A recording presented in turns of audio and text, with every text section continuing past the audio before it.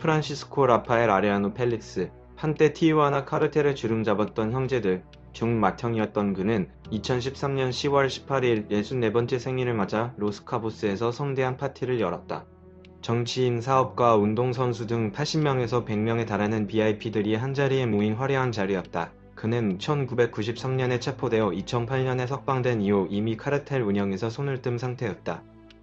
적어도 그렇게 알려져 있었다. 그래서 그날 밤의 파티는 단순한 생일 축하 자리처럼 보였다. 음악이 흘렀고 샴페인이 돌았고 오렌지인들이 악수를 나눴다. 그러나 저녁 영업시가 조금 지났을 무렵 아무도 예상하지 못한 손님이 파티장 문을 열고 들어섰다. 광대 복장을 한 남자였다. 그는 서두르지 않았다. 다른 손님들 사이에 조용히 섞여 들어가 자연스럽게 움직이다가 라파엘에게서 불과 1m 30cm 거리까지 접근했다. 그리고 그 순간 권총을 꺼내 라파엘의 머리와 가슴에 총을 쏘았다. 라파엘이 바닥에 쓰러지자 추가로 총을 더 발사했다. 확인사살이었다. 그는 뒷문으로 빠져나가 밖에서 대기 중이던 검은색 SUV에 올라타 어둠 속으로 사라졌다. 파티장은 순식간에 아비규환이 되었다. 손님들은 테이블 아래로 몸을 던지거나 밤속으로 달아났다. 웃음과 음악이 가득하던 공간이 단 몇 초 만에 공포의 현장으로 변해버린 것이다. 살해 동기는 끝내 명확하게 밝혀지지 않았다. 당국은 오래된 비즈니스 갈등이나 시날로아 카르텔 혹은 벨트란 레이바 카르텔과 얽힌 복수극일 가능성을 제기했다. 일부에서는 라파엘이 전에 엘차포가 로스카보스에 머문다는 정보를 당국에 흘려 그 분노를 샀을 수 있다고 추측했다. 어느 쪽이든 확인된 것은 없다. 사건을 더욱 빛에 빠뜨린 것은 파티 장소의 보안이 비정상적으로 허술했다는 점이었다. 경찰이 도착하기 전에 이미 많은 손님이 현장을 떠났고 남은 증거는 거의 없었다. 광대 복장을 한 암살자는 완벽하게 사라졌고 그 배후는 지금도 안개 속에 묻혀있다. 다음은 바초 에레라의 이야기다. 본명 헬메르 에라 칼리 카르텔의 4명의 리더 중 한 명이었던 그는 다른 칼리보스들이 잇따라 체포된 후 1996년 콜롬비아 당국에 스스로 자수했다. 로드리게스 오레우엘라 형제들과는 달리 그는 대중 앞에 거의 모습을 드러내지 않는 그림자 같은 인물이었다. 조용하고 신중하고 철저했다. 그러나 감옥 안에서도 그는 안전하지 않았다. 칼리 카르텔은 분리된 강력한 조직 노르테델바의 카르텔과 오랫동안 날카로운 갈등을 이어오고 있었다. 그리고 에레라가 노르테델바에의 리더 올란도 아나에에 대한 정보를 미국 마약 단속국에 넘겨 배신했다는 소문이 감옥 안팎으로 퍼져 있었다. 1998년 11월 4일 교도소 내부에서 축구 경기가 한창 진행되고 있었다. 수감자들이 운동장에 모여 경기를 보는 평범한 오후였다.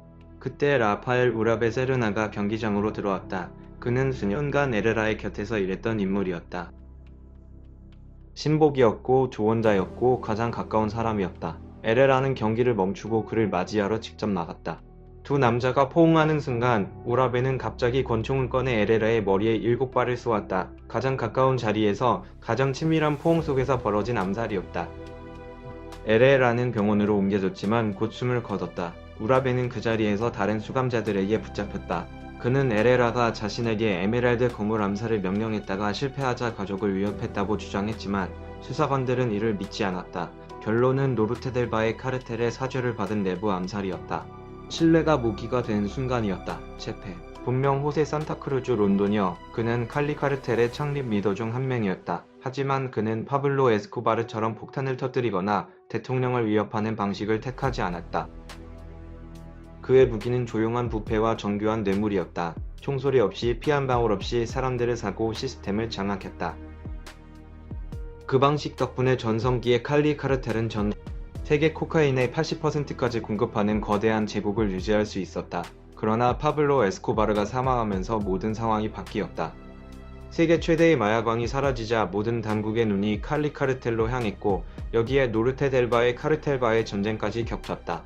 노르테델바의 카르텔의 리더들은 중군사 조직 사령관 카를로스 카스타뇨 그리고 부패한 경찰 대령 다닐로 곤살레스와 손을 잡고 체페를 제거하기로 합의했다. 계획은 단순하고 잔인했다. 경찰 검문소로 위장한 매복을 설치하고 기다리는 것이었다. 체페는 그 자리를 통과하다 총에 맞아 그 자리에서 사살되었다. 그토록 오랫동안 조용히 살아남았던 사람이 가장 고전적인 방식으로 끝을 맞이했다. 조직의 제국을 세운 것도 인간이었고 그것을 무너뜨린 것도 결국 인간의 배신이었다. 라몬 아레아노 펠릭스 티후아나 카르텔의 리더이자 집행자로 악명을 떨쳤던 그는 멕시코에서 가장 무자비한 마약 밀매업자 중 한 명으로 꼽혔다. 1998년에는 카스트로 라미레스 가족 19명을 포함한 대량 학살을 직접 명령했다. 1990년대 후반 멕시코 수배자 명단에 최상단에 이름을 올렸고 1997년에는 코카인과 마리화나 밀수 혐의로 미국 FBI의 10대 수배자 명단에도 포함되었다. 미국 내 자산은 동결되었고 미국 시민과의 모든 거래도 금지되었다. 그는 세계에서 가장 많이 쫓기는 사람 중 한 명이었다. 그런 그가 어떻게 최후를 맞이했는지는 어떤 의미에서 카르텔 역사에서 가장 아이러니한 장면 중 하나다. 2002년 2월 10일 마사틀란에서 차를 몰던 라몬은 멕시코 경찰관 engel 안토니오 아리아스 토레스에게 교통위반으로 검문을 받았다. 평범한 도로 위에서 벌어진 평범한 검문이었다. 수백만 달러의 현상금이 걸린 사람과 순찰 중이던 경찰관이 우연히 마주친 것이었다. 상황은 빠르게 악화됐다. 라몬이 먼저 총을 꺼내 경찰관의 가슴에 2발을 쐈다. 치명상이었다. 그러나 쓰러지면서도 아리아스 토레스 경관은 반격했다. 마지막 남은 힘을 쥐어짜 방아쇠를 당겼고 그 총알이 라몬의 머리를 정확히 명중시켰다. 2사람 모두 그 자리에서 사망했다. 그렇게 세계에서 가장 위험한 마약왕 중 하나가 대규모 군사작전도 치밀한 첩보전도 아닌 길가의 교통검문에서 생을 마감했다. 일부에서는 이것이 우연이 아니라 엘차포 즉 호아킨 구스만이 가장 위험한 경쟁자를 제거하기 위해 설치한 함정이라고 주장하지만 그 진실도 확인된 바 없다. 라몬의 죽음은 티후아나 카르텔 몰락의 시작을 알리는 신호탄이었다. 불과 몇 주 뒤 그의 동생 베나민이 체포되었고 몇 년 안에 아레아노 펠릭스 형제들 대부분이 감옥에 가거나 땅속에 묻혔다. 토니 토르타 본명 안토니오 에세키엘 카르데나스 기현 형 오시얼이 체포된 후 걸프 카르텔을 이어받은 그는 로스 에스코르피오네스라는 사설 무장 조직을 운영했다. 전직 경찰들로 구성된 이 조직은 잔혹한 전술로 악명이 높았다. 수개월 동안 해병대의 추적을 받았지만 그때마다 장갑차와 무장호송대의 호위를 받으며 빠져나갔다. 마치 작은 사설 군대를 거느린 것처럼 그는 멕시코 법 집행력의 한계를 비웃는 듯 보였다. 그러나 2010년 말 그의 고향이자 거점인 마타모로스가 최후의 전장이 되었다. 2010년 11월 5일 아침 660명이 넘는 해병대가 헬리콥터와 장갑차의 지원을 받으며 마타모로스 시내를 완전히 포위했다. 도로는 봉쇄되었고 휴대전화 서비스가 끊겼으며 일부 지역의 전기도 차단되었다. 걸프 카르텔 조직원들은 버스를 탈취해 바리케이드를 치고 저항했다. 저격수들이 옥상에서 총을 쏘았고 300개가 넘는 수류탄이 터졌다. 시내 한복판에서 전쟁이 벌어지고 있었다. 오후가 되어서야 해병대는 토니의 위치를 특정했다. 헬기가 위에서 화력을 쏟아붓는 가운데 지상 병력이 건물 안으로 진입했고 토니와 그의 겸무원들을 사살했다. 그날 저녁 라이벌 조직 로스 세타스는 현수막을 내걸고 그의 죽음을 조롱했다.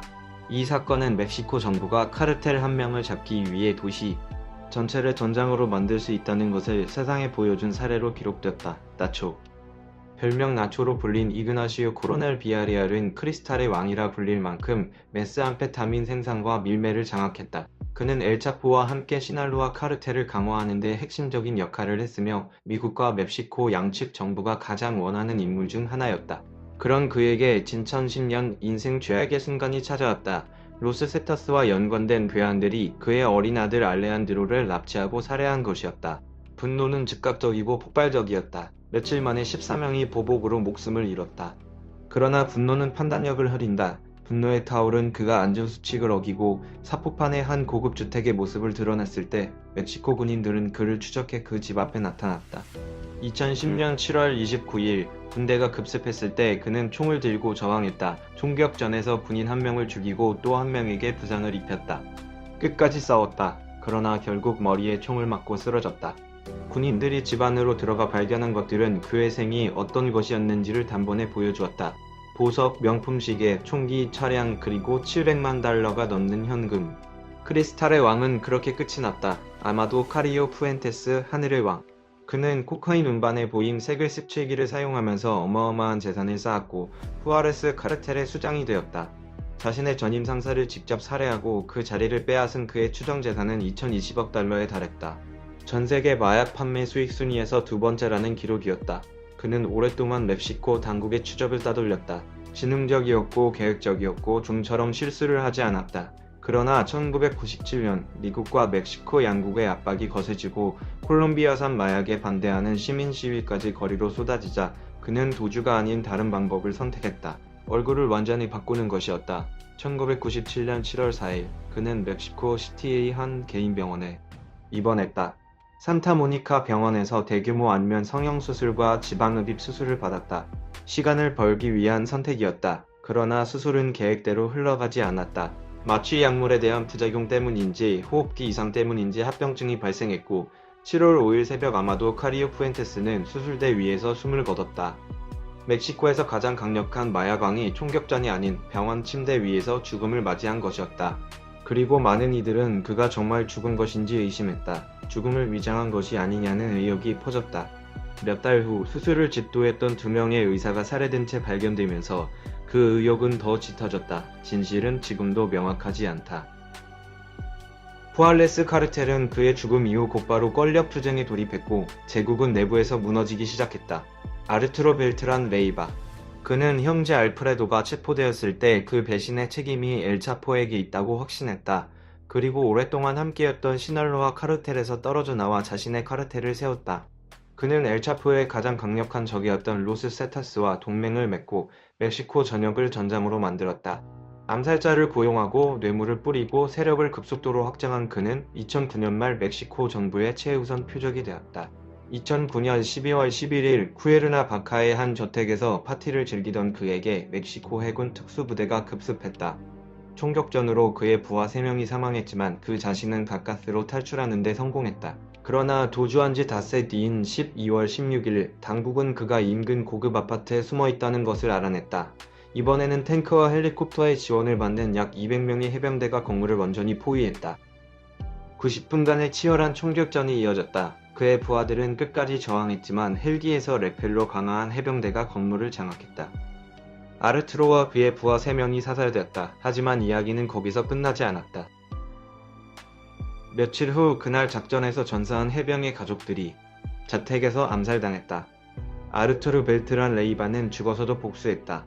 엘 멕시카노, 본명 곤살로 로드리게스 가차, 1989년 당시 메데인 카르텔의 가장 두려운 리더 중 한 명이었다. 그러나 그는 콜롬비아 정부, 미국 마약 단속국, 칼리 카르텔, 그리고 자신의 옛 동맹들까지 모두를 적으로 돌린 상태였다. 조직이 무너지기 시작하자 칼리 카르텔을 위해 일하는 경찰 정보원의 제보로 그의 위치가 드러났고 그는 아들 프레디와 몇몇 경호원들과 함께 톨로로 향했다. 8989년 12월 15일 헬리콥터와 경찰이 추격해오자 그는 빨간 트럭을 타고 도주를 시도했다. 시골길을 가로질러 달아나던 중 일부 경호원들과 아들 프레디가 차에서 내려 경찰과 총격전을 벌였다.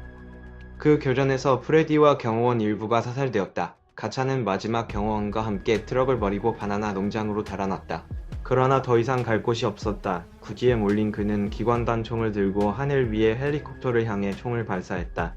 경찰은 위에서 기관총을 난사했다. 총알이 그의 다리를 꿰뚫어 쓰러뜨렸고 또 다른 총알이 얼굴을 명중시키며 그의 삶을 끊었다. 그의 장례식에는 무려 1만 5천 명에 달하는 인파가 모였다. 사람들은 그를 두려워했지만 또 그 두려움과 함께 뒤섞인 복잡한 감정으로 그의 죽음을 지켜봤다. 파블로 에스코바르. 이 이름을 설명하는데 긴 서론은 필요 없다. 1993년 12월 2일 오후 그는 메데인의 한 허름한 주택에 숨어 있었다. 사설 교도소 라 카테드랄에서 탈출한 후 1년이 넘도록 도망 다니고 있었다. 콜롬비아 정부는 미국의 지원을 받아 진묘하게 그를 추적했다. 칼리 카르텔도 그를 제거하려 했다. 그는 대통령 후보를 암살하고 민간 항공기를 폭파하고 자신을 잡으려는 모든 세력에 극단적인 폭력으로 맞서왔다.